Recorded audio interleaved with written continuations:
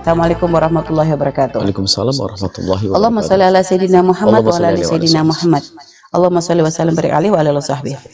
Baik Bu ya, ini ada pertanyaannya ada sepasang suami istri Bu ya. Sang suami bisa dibilang kurang mampu dalam mencukupi kebutuhan primernya. Dan itu yang mengharuskan sang istri untuk bekerja. Tapi Bu ya Umi, sang suami merasa memiliki hak dari semua hasil kerja istrinya. Alasannya, kalau tidak si suami yang kasih izin, si istri tidak bisa bekerja secara otomatis. Maka suatu hari ada satu dari keluarga istri yang mau pinjam atau hutang ke istri. Si istri bilang ke suami bilang berapa? Si istri bilang setengah bulan gaji. Dikira si istri suami bilang begitu itu setuju, makanya tanpa ngasih tahu lagi ke suaminya, dia kirim uang itu ke saudaranya yang membutuhkan karena si istri tahu betul kondisi saudaranya itu.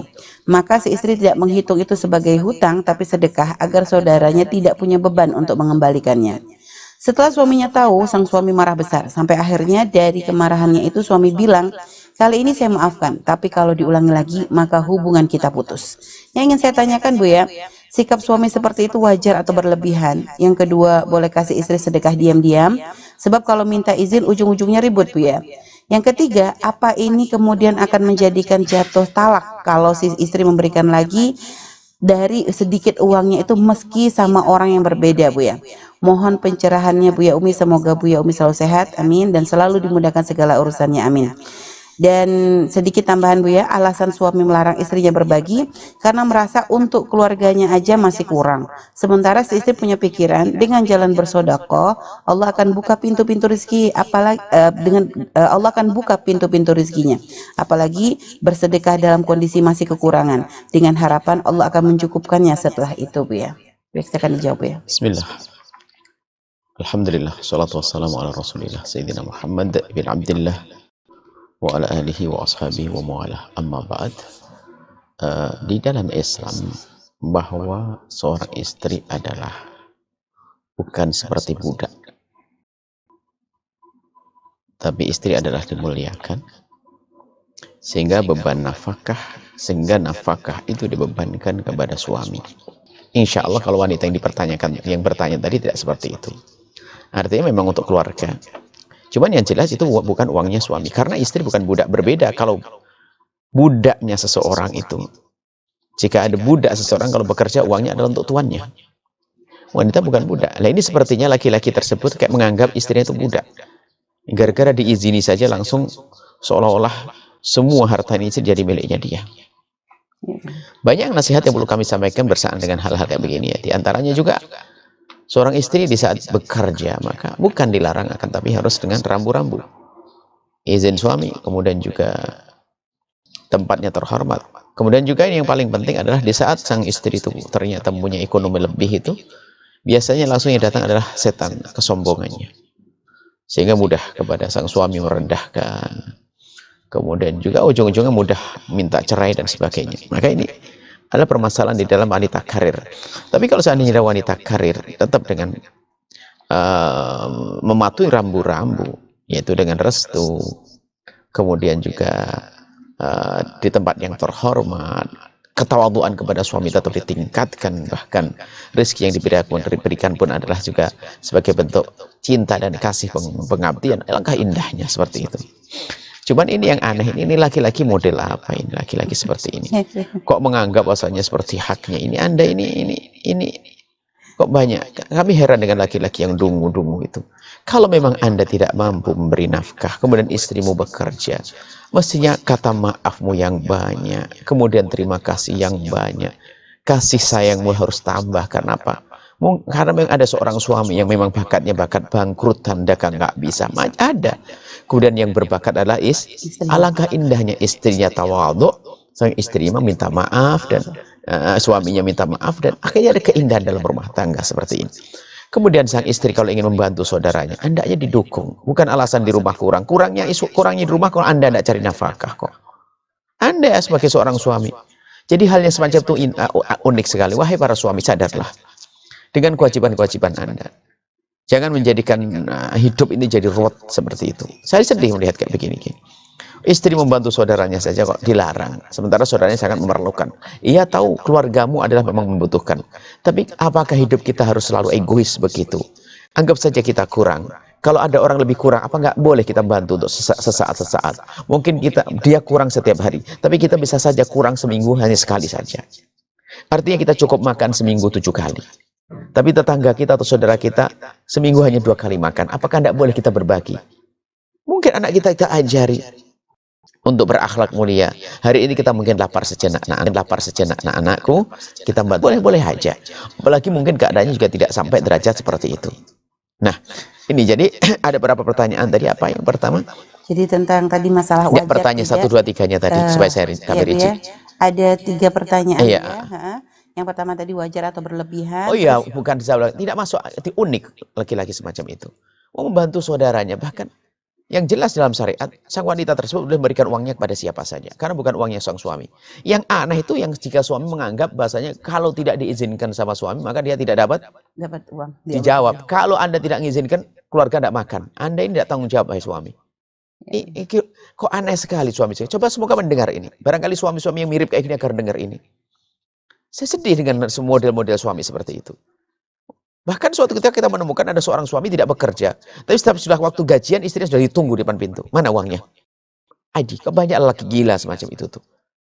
Laki-laki itu kawam, punya tanggung jawab. Kalau memang Anda, wahai para laki-laki, kalau Anda memang tidak mampu, ada contoh pada zaman Nabi. Ada laki-laki tidak mampu yang bahkan mencari uang adalah istrinya. Tapi dengan ketawaduan dan sebagainya, istrinya pun bangga. Memberinya dengan senang hati, istrinya tawadhu dan berbagi kepada yang lainnya. Suami minta maaf, ini malah suami model begini. Unik sekali. Saya sedih dengan model rumah tangga kok begitu, itu gimana? Anda laki-laki tanggung jawab mencari nafkah, yang serius. Meras keringat, banting tulang, bekerja cari uang. Bukan ongkang uang, bukan malah. Kalau ternyata Anda bakatnya bakat bangkrutan, lalu yang bakat berbisnis adalah istri Anda izinkan dengan cara Anda muliakan dia. Rumah tangga itu apa sih? Hidup dalam rumah tangga itu apa sih yang Anda pahami? Hei laki-laki tadi itu. Bukan kita saling memeras, bukan. Justru kita harus punya prinsip dalam hidup rumah tangga itu bagaimana kita bisa memberikan kebaikan kepada pasangan kita. Rumus kita adalah bagaimana pasanganku senang. Tanpa harus berpikir tentang kesenang-senang. Ini kita menolong. Kita berpikir tentang kebaikan pasangan kita. Bukan kita meras begitu. Aneh sekali, sedih hidup kayak begitu. Kadang istri juga begitu. Memperbudak suaminya. Hanya dikit-dikit minta ini, minta itu. Bahasanya dengan bahasa kasih sambil meluk, sambil mencium. Tapi tak taunya, bang besok motornya ganti, mobilnya ganti. Akhirnya suaminya kayak jadi budak. Bukan dengan kasih. Bukan kasih sayang yang sesungguhnya. Bukan begitu, hei. Saudariku dan saudaraku, hidup itu saling tolong-menolong. Hidup itu saling memberi. Memang ada saat memberi, ada saat menerima. Di saat kita menerima, maka bagaimana kita meningkatkan syukur kita. Di saat memberi, bagaimana kita dengan ketawaduan kita. Apa yang kurang? Ayo. Alangkah indahnya hidup. Cuman kesombongan, kebodohan, kedunguan, itulah yang menjadikan rusak hidup rumah tangga itu. Semoga semuanya mendengar. Dan tadi Bu ya, pertanyaan kedua. Pertanyaan yang keduanya kan masalah bolehkah bersedekah diam-diam. Anda boleh memberikan semuanya tanpa duit-duit Anda kok. Baik, ya. Cuman kan dia punya nurani juga kan, punya anak kan. Sebetulnya diberikan mungkin tidak semuanya. Kan dia juga mikir seorang wanita kok. Ya. Ini suaminya yang nggak benar kayak begini nih. Saya sedih dengan suami kayak begitu. Baik, Bu ya.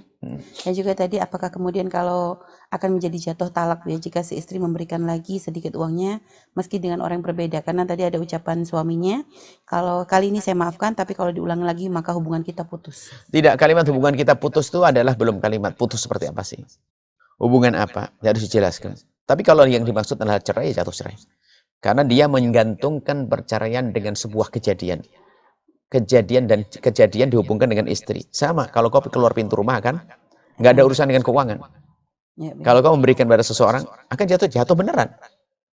Kalaupun jatuh nanti Anda tidak usah khawatir. Kalau memang betul Anda melakukannya, sebuah kebaikan, cerai satu nanti. Suami akan rujuk. Cerai satu. Suami kan rujuk, kalau suami nggak rujuk, ya nggak jadi. Ini jika memang dia niatkan cerai Bu ya. Niatkan jadi tergantung cerai. Niatnya ke suami. Dan kalian kalimatnya kita akan pisah putus. Kita atas putus. Mungkin itu ada putus komunikasi kan macam-macam, ya kan? Ya, kita putus komunikasi dan sebagainya. Karena tidak akan jelas-jelas. Dia adalah mengancam yang unik dan Anda tidak usah terlalu khawatir dengan itu. Baik Bu ya. Nah, maka Baik Bu ya, ini kan tadi Bu ya menjelaskan kan artinya ini adalah satu kekurangan dari sikap seorang suami ya Bu ya, yang seharusnya dilakukan.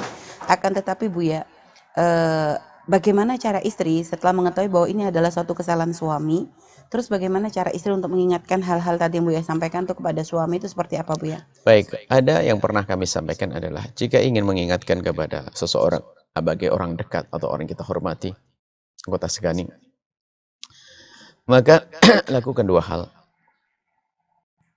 Lakukan dua hal. Apa yang pertama, kebenaran tidak harus diucapkan saat itu. Anda cari tempo yang tepat. Mungkin di saat lagi indah-indahnya keadaan, Anda baru nanti membahas masalah ini. Yang kedua adalah kebenaran tidak harus diucapkan oleh lisan Anda sendiri. Artinya Anda bisa minta tolong orang yang sangat dihormati oleh dia, disegani oleh dia, yang sekiranya omongannya bakal didengar oleh dia, tentunya dengan main yang cantik. Mainnya yang cantik. Tanpa harus dia tersinggung. Main cantik. Mungkin Anda berpesan kepada ustadz tersebut secara detail untuk bagaimana di saat bertemu dengan suami untuk membahas masalah ini. Tetapi jika ini berat bagi Anda, maka Anda bisa mengirim surat cinta yang indah kepada suami. Yang baik. Dan sebetulnya suami Anda kalau mendengar omongan kami saat ini, barusan ini, insya Allah ada sadar dia. Dia punya iman kok. Kecuali dia adalah dia adalah batu dia. Dia adalah batu. Kecuali dia adalah batu, dia adalah iblis, dia adalah... Tapi suami Anda insya Allah manusia benar, yang hatinya adalah ada kelembutan. Betul, saya kalau ada laki-laki seperti itu, saya sedih. Saya laki-laki betul, soal itu istrinya suruh melahirkan, kadang-kadang ada seorang suami ongkang-ongkang, istrinya melahirkan, istrinya kerja, dianya hanya di rumah, nonton televisi, rokok, ini semuanya. Duduk nongkrong, astagfirullah. Sedih ini manusia model apa begitu tuh. Baik, seperti itu insya Allah. Semoga apa yang terakhir? Itu tadi Bu ya. Baik. Tidak ada lagi tambahan Bu ya. Baik Bu ya, terima kasih Bu ya atas jawabannya. Dan di saat memberikan suratnya pun Anda minta kepada Allah melakukan sholat 2 rakaat, kemudian Anda titipkan surat kepada sang suami, Anda pergi. Baik Bu ya, Masya Allah. Tidak di pandangan dia. Anda tidak ada di hadapannya. Baik, Bu ya. Sehingga di saat seperti itu, dia lebih tenang cara membacanya. Insya Allah dia akan ada kesadaran di dalam renung, sambil merenung dia sambil membacanya. Insya Allah nanti tiba-tiba menutup buku itu dengan terima kasih. Baik, Insya Allah dengan senang dan akan kembali kepada Anda dengan sebaik-baik keadaan. Insya Allah. Sahabat Al-Bahjah TV, setelah menyaksikan video ini, jangan lupa bersolawat kepada baginda Nabi Muhammad. Shollu ala Nabi Muhammad. Allahumma sholli alaihi wa ala alihi wa sahbihi.